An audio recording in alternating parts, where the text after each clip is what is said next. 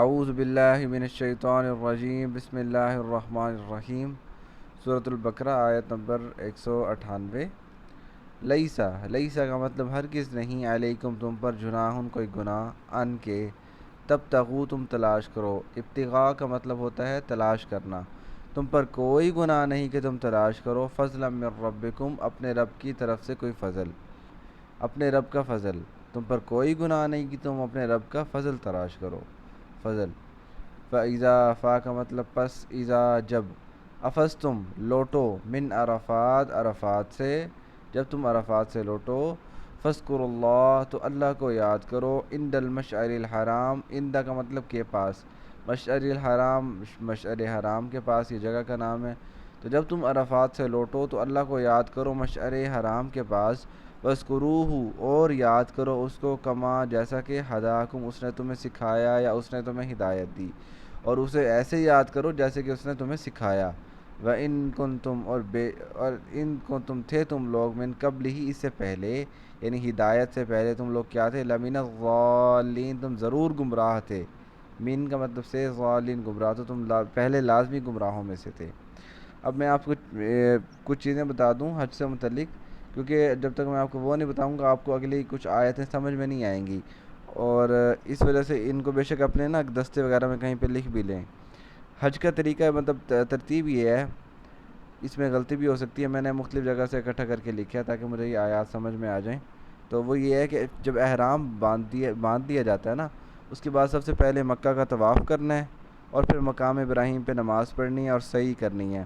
8 ذی الحجہ آئے گی نا جب، تو 8 ذی الحجہ میں منی میں جانا ہے، اور ظہر، عصر، مغرب، عشاء اور 9 ذی الحجہ کی فجر کی نماز منی میں پڑھنی ہے، اور فجر کی نماز پڑھنے کے بعد وہاں سے آنا ہے عرفات میں، عرفات میں آ کے ظہر اور عصر کی نماز پڑھنی ہے۔ یہ 8 ذی الحجہ کی بات چل رہی ہے۔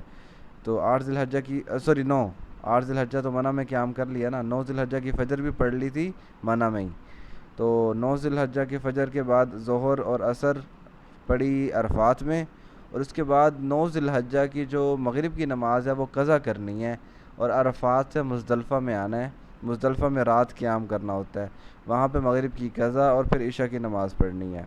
اور اس کے بعد 10 ذی الحجہ میں مزدلفہ میں رات قیام کیا تھا نا، تو وہاں سے فجر پڑھ کے منی میں جانا ہے، اور منی میں جا کے پھر قربانی کرنی ہے، پھر مکہ کا طواف کرنا، اور پھر واپس منی چلے آنا ہے، اور پھر وہیں منی میں ہی بال کٹوانا اور شیطان کو کنکریاں مارنا، اور 11، 12 اور 13 ذی الحجہ کو منی میں ہی رہنا ہے، یعنی کچھ دن منی میں گزرتے ہیں، آخری 11، 12، 13 پہلے منی، اس کے بعد عرفات میں گئے، اور پھر مزدلفہ میں، مزدلفہ کے بعد پھر طواف وغیرہ کر کے واپس منی میں۔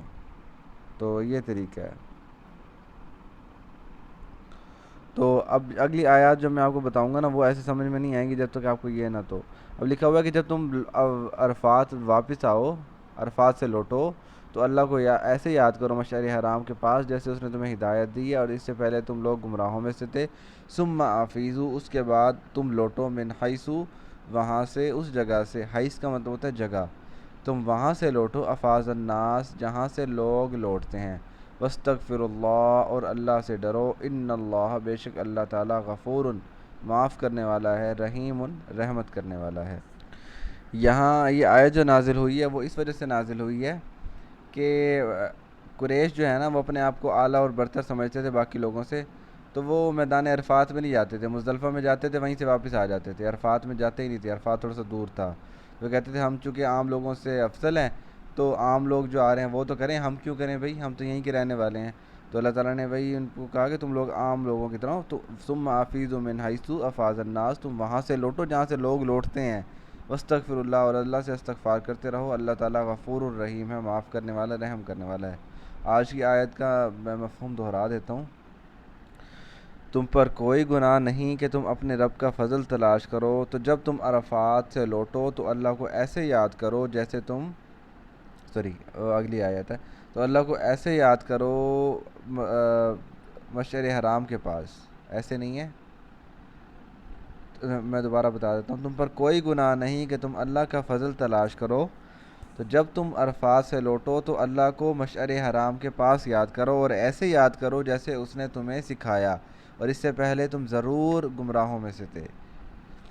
پھر تم اس جگہ سے لوٹو جہاں سے عام لوگ لوٹتے ہیں اور اللہ سے استغفار کرتے رہو, اللہ معاف کرنے والا رحم کرنے والا ہے. تو یہ آیت نمبر 199 تک ہو گئی. کل انشاءاللہ آگے پڑھیں گے. وما علینا الا البلاغ المبین.